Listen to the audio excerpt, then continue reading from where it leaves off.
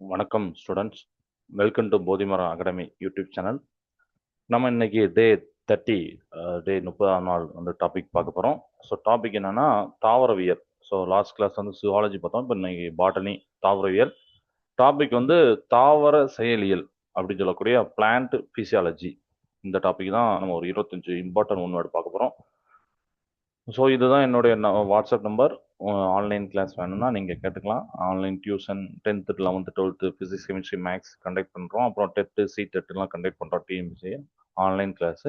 So உங்களுக்கு வேணும்னா இதில் நீங்கள் வந்து காண்டாக்ட் பண்ணுங்கள். ஃபர்தரான டீட்டெயில் சொல்கிறேன்.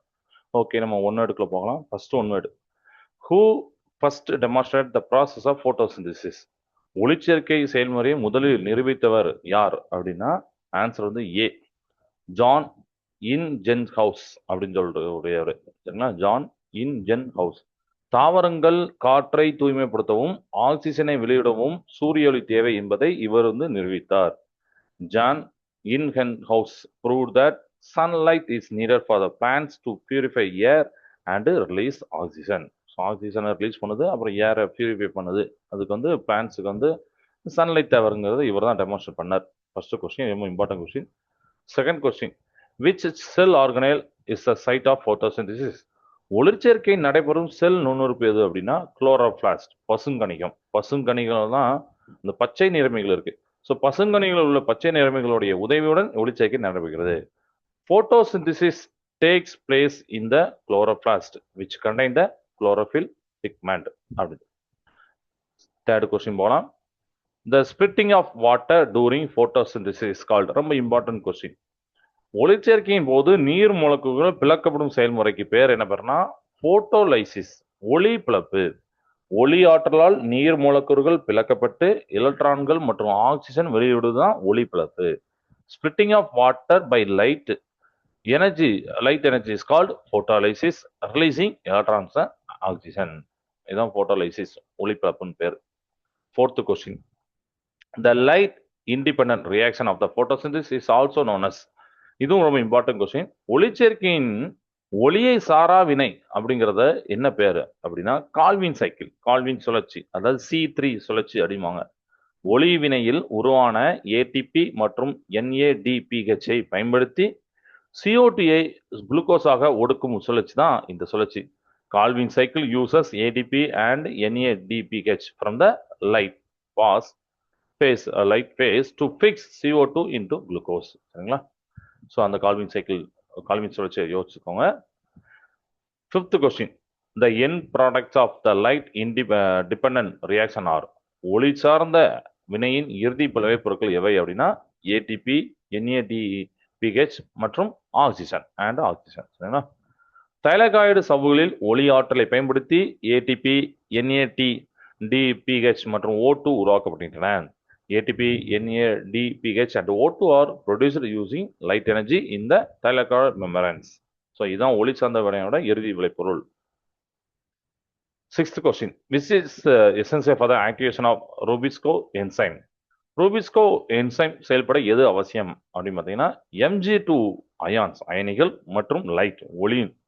ஸோ C3 அப்படி முன்னாடி பார்த்தோம். ஸோ C3 தாவரங்களை ரூபிஸ்கோ என்சைம் Mg2+ அயனிகள் மற்றும் ஒளியின் முன்னிலையில் மட்டுமே சிறப்பாக செயல்படும்.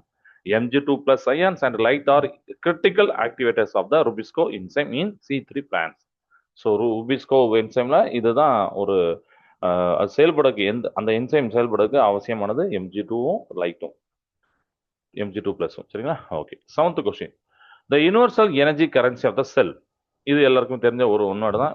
செல்லோடைய உலகளாவிய ஆற்றல் நாணயம் பேர் என்ன பண்ணா ATP. ATPனா அடினோசின் ட்ரைபாஸ்பேட், தமிழ் இங்கிலீஷ் அதே தான் வரும். பெரும்பாலான செல் செயல்பாடுகளுக்கு தேவையான ஆற்றலை வழங்கும் முதன்மை மூலக்கூறு ATP ஆகும். ATP is the primary energy molecule that powers most cellular process.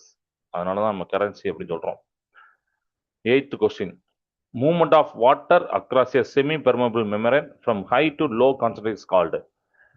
அரை கடத்து சவ்வு வழியாக நீர் மூலக்கூறுகள் அதிக செறிவிலிருந்து குறைந்த செறிவிற்கு செல்வதான் ஆஸ்மாசிஸ் அப்படின்னு சொல்லக்கூடிய சவ்வுடு பரவல். சவ்வுடு பரவல் அப்படிங்கிறது ஆற்றல் தேவையற்ற ஒரு செயலற்ற கடத்து முறையாகும். Osmosis is a passive process that does not require energy. Okay.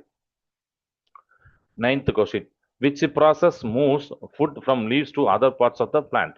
இலைகளில் தயாரிக்கப்பட்ட உணவு தாவரத்துடைய பிற பகுதிகளுக்கு கடத்தப்படுவதற்கு காரணமான செயல்முறை என்ன அப்படின்னா இது ஒரு இம்பார்ட்டன்ட் கொஸ்டின், ஒரு ட்ரிக்கியான கொஸ்டின். ஸோ ஆன்சர் வந்து பார்த்தீங்கன்னா டிரான்ஸ்லொகேஷன், இடப்பெயர்ச்சி. சர்க்கரைகளை ஃப்ளோயம் திசு வழியாக கடத்துவது இடப்பெயர்ச்சி எனப்படும். Translocation occurs through the phloem tissue moving sugar like sucrose. 10th question. Transpiration occurs mainly through which plant structure. தாவரங்களில் நீராவி போக்கு முக்கியமாக எந்த அமைப்பின் மூலம் நடைபெறுகிறதுனா ஸ்டொமட்டா, இலைத்துளை வழியாக.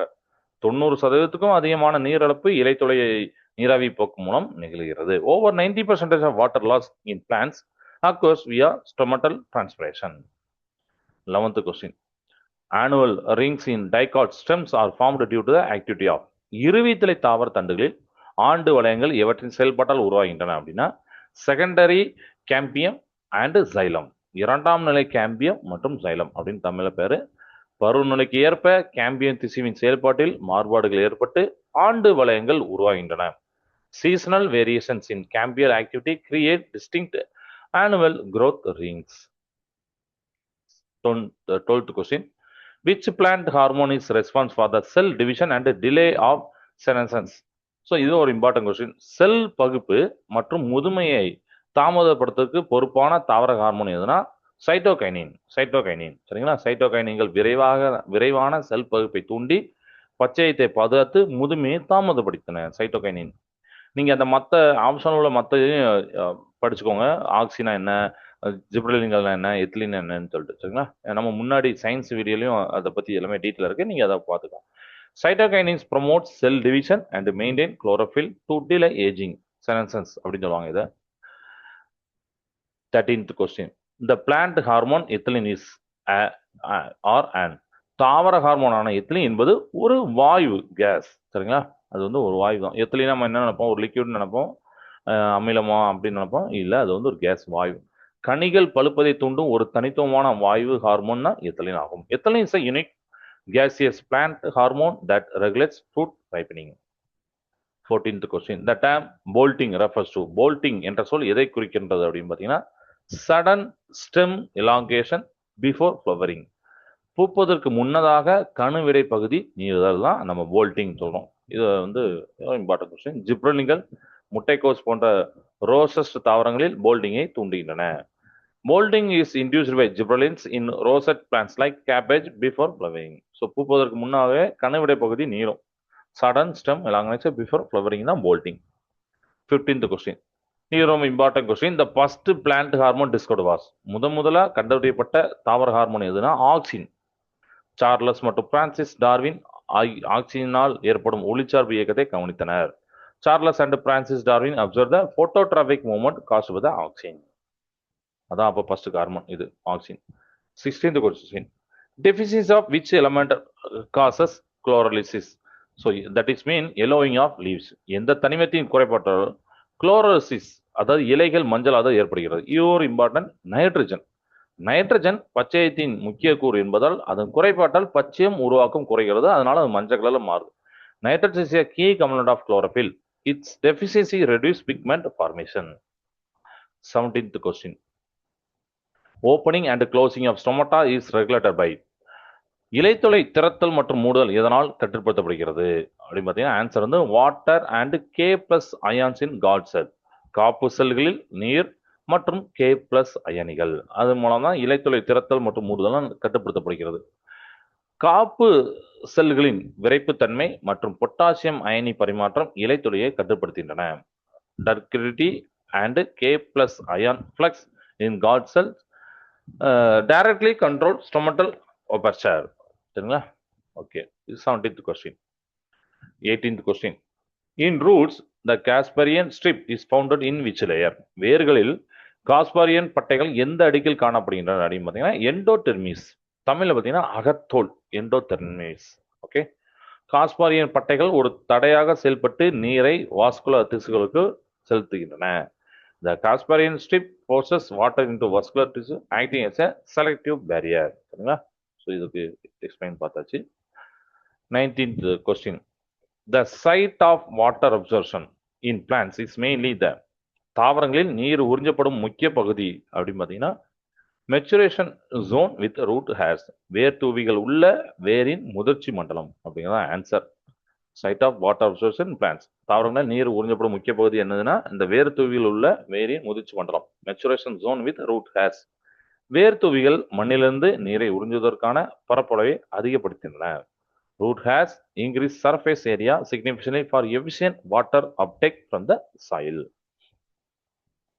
20th question. Apical dominance in plants is caused by, தாவரங்களில் நுனி ஆதிக்கம் எதனால் ஏற்படுகிறது? ஸோ இந்த நுனி ஆதிக்கம் அப்படின்னு வார்த்தையை பார்த்தாலே அங்கே ஆக்சின் அப்படின்னு அந்த வார்த்தை கீவேர்டு கனெக்டடாக இருக்கும். ஸோ அதை நீங்கள் பார்த்துக்கோங்க சரிங்களா. அபிக்கல் டாமினன்ஸ் அப்படின்னா ஆக்சின். ஸோ ஆப்ஷன்ல ஆக்சின் ஆப்ஷன் ஏல இருக்கு பாருங்க. Auxin producer in the shoot apex, தண்டின் நுனியில் ஆக்சின். அதான் வந்து தாவரங்கள் நுனி ஆதிக்கம் எதனால் ஏற்படுகிறதுனா தண்டின் நுனியில் இருக்கக்கூடிய ஆக்சின் சரிங்களா. நுனியில் உள்ள அதிக ஆக்சின் அளவு பக்கவாட்டு மொட்டுகளுடைய வளர்ச்சியை தடுக்கின்றது. So high oxygen at the affects inhibits the growth of lateral, that is axillary buds. அப்படி சொல்லுவாங்க. 20th question. 21. Maximum amount of photosynthesis performed by, அதிக அளவு ஒளிச்சேர்க்கை எவற்றால் நிகழ்த்தப்படுகிறது அப்படின்னு பார்த்தீங்கன்னா algae and phytoplankton in the ocean சரிங்களா. கடலில் உள்ள பாசிகள் மற்றும் தாவர மிதவை நுண்ணுயிர்கள் மூலம் தான் அதிக அளவு ஒளிச்சேர்க்கை நடத்தப்படுகிறது. ஸோ கடல் சால் உற்பத்தியாளர்கள் உலகளாவிய ஒளிச்சேர்க்கையில் 80% அதிகமான உற்பத்தி செய்கின்றன இந்த கடல்சார் உற்பத்தியாளர் தான் இந்த ஆல்கே பாசிகளும் மற்றும் பைட்டோ பிளாங்க்டான் அப்படின்னு சொல்லக்கூடிய தாவர மிதவை நுண்ணுயிரும் தான். Oceanic producers are estimated to perform over 80% of global photosynthesis, உலகளவில் நடக்கக்கூடிய 80% அதிகமான போட்டோசின்ஸ் ஒளிச்சேர்க்கை அங்கே தான் நடைபெறுகிறது, அதால தான் நடைபெறுகிறது. 22 question. Krebs cycle, TCA cycle takes place in the, Krebs சுழற்சி டிசிஏ சுழற்சி எங்கே நடைபெறுகிறதுன்னு பார்த்தீங்கன்னா மைட்டோகாண்ட்ரியா மேட்ரிக்ஸ் சரிங்களா. தமிழையும் மைட்டோகாண்ட்ரியா மேட்ரிக்ஸ். கிரெப்ஸ் சுழற்சி என்சைம்கள் மைட்டோகாண்ட்ரியாவின் உள் மேட்ரிக்ஸில் உள்ளன. Krebs cycle enzymes are located within the inner matrix of mitochondria. 23 question. The final acceptor of electrons in aerobic respiration is, காற்று சுவாசத்தில் இறுதி எலக்ட்ரான் ஏற்பி எது அப்படின்னு பார்த்தீங்கன்னா ஆக்சிஜன். எலக்ட்ரான் கடத்தல் சங்கிலியின் முடிவில் ஆக்சிஜன் எலக்ட்ரான்கள் மற்றும் புரோட்டான்களோடு இணைந்து நீரை உருவாக்குகின்றன. Oxygen combines with electron and proton to form water at the end of the ETC சரிங்களா. ஸோ அந்த சங்கிலியோட முடிவில் தான் அந்த ஆக்சிஜன் வந்து எலக்ட்ரான் மற்றும் புரோட்டான்களோடு இணைந்து நீரை உருவாக்கிறது. ஸோ ஆக்சிஜன் ஃபைனல் அசெட் ஆஃப் எலக்ட்ரான்ஸ், காற்று சுவாசத்தில் இறுதி எலக்ட்ரான் ஏற்பி வந்து oxygen. 24. Which condition is essential for seed germination in most plants? பெரும்பாலான தாவரங்களில் விதை முளைப்பதற்கு எந்த நிலை அவசியம் அப்படின்னு பார்த்தீங்கன்னா light, proper temperature, water, oxygen. ஒளி, சரியான வெப்பநிலை, நீர், ஆக்சிஜன், இதெல்லாம் தான் விதை முளைப்பதற்கு தேவையான நிலை. இச்சூழ்நிலை காரணிகள் கரு வளர்ச்சிக்கு தேவையான வளர்ச்சிதை மாற்ற செயல்பாடுகளை செயல்படுத்துகின்றன. These factors activate metabolic processes required for embryo growth during germination. அடுத்து 25th question, இதோட important question. 25th question. The temperature range suitable for the growth of most plant is, பெரும்பாலான தாவரங்களின் வளர்ச்சிக்கு ஏற்ற வெப்பநிலை வரம்பு அப்படின்னு பார்த்தீங்கன்னா 25 degrees Celsius to 35 degree Celsius. ரொம்ப இம்பார்ட்டன்ட் கொஸ்டின். நம்ம இதை யோசிச்சிருக்கே மாட்டோம். பெரும்பாலான தாவரங்கள் வளர்ச்சிக்கு இந்த டெம்பரேச்சர் தேவை. தாவரங்களில் உள்ள பெரும்பாலான வளர்ச்சிதை மாற்ற என்சைம்கள் இந்த வெப்பநிலை வரம்பில் சிறப்பாக செயல்படுகின்றன. Most metabolic enzymes in plants function optimally within this temperature range. இதை யோசிச்சுக்கோங்க. உங்களுக்கு எதுவும் டவுட் இருந்தால் நீங்கள் கமெண்ட் செக்ஷனில் கேட்கலாம், இல்லை அந்த வாட்ஸ்அப்பில் கேட்கலாம். கிளாஸை பற்றியும் நம்ம வந்து வாட்ஸ்அப் கேட்டிங்கன்னா பிளான் சொல்கிறேன். ஸோ தேங்க்ஸ் ஃபார் வாட்சிங். நம்ம நெக்ஸ்ட் வீடியோவில் அடுத்த டாபிக் பார்ப்போம்.